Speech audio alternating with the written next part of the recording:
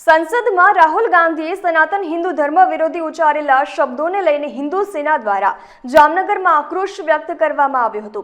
સંસદની અંદર ભગવાન શિવ, ગુરુ નાનક તેમજ દેવી દેવતાના ફોટા લઈને રાહુલ ગાંધીએ પોતાના મુખેથી સનાતન વિરોધી બફાટ કરેલો છે।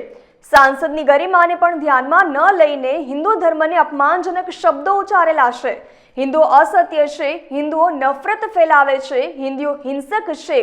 આવા શબ્દોથી સનાતન હિન્દુ ધર્મની લાગણીને ઠેસ પહોંચે તેવા શબ્દો ઉચ્ચારીને તમામ હિન્દુ સમાજનું અપમાન કરેલું છે, જેને લઈને જામનગરમાં હિન્દુ સેના દ્વારા દિગ્વિજય પ્લોટ હિન્દુ સેનાના કાર્યાલયથી હવાઈ ચોક સુધી રાહુલ ગાંધીને જોડાના હાર પહેરાવીને સૂત્રોચ્ચાર સાથે પપ્પુ ગાંધીને દેશ નિકાલ કરોના તેમજ રાષ્ટ્રદ્રોહનો ગુનો દાખલ કરો તેવા સૂત્રોચ્ચાર કરીને હવાઈ ચોકમાં ચપ્પલ મારવાનો કાર્યક્રમ રાખવામાં આવ્યો હતો, જેને લઈને પોલીસ તંત્ર સજ્જ થઈ ગયું હતું અને હવાઈ ચોકમાં હિન્દુ સેનાના તમામ કાર્યકર્તાઓની અટકાયત કરીને પોલીસ સ્ટેશને લઈ ગયેલા અને કાનૂની કાર્યવાહી કરી હતી।